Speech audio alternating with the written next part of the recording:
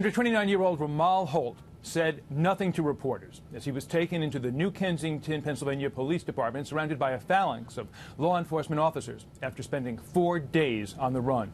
He was taken into custody early this morning without incident in nearby Pittsburgh. After he was taken into the station, officers embraced one another. And moments ago, the department's chief held an emotional news conference.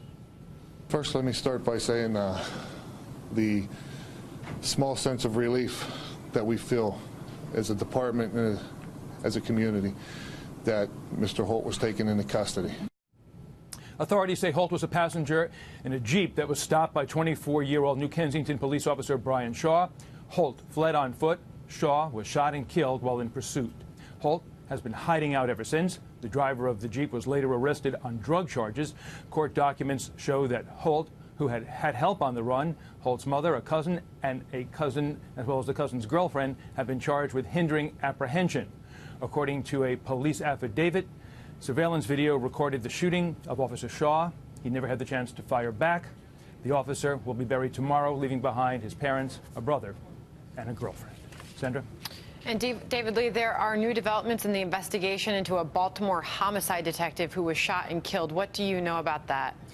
Police are saying, Sandra, that they have new information about the fatal shooting of veteran homicide detective Sean Suter. He was shot and killed while on duty last week. Over the weekend, authorities say an autopsy was performed that could help solve the murder. Based on the results of the autopsy yesterday, and no, I'm not going to specifically describe what those are, but we have returned to the crime scene, and we have today, 5 days after Detective Suter was murdered, recovered additional significant evidence from the crime scene. Authorities say it is not unusual to recover evidence several days after a crime takes place from the crime scene.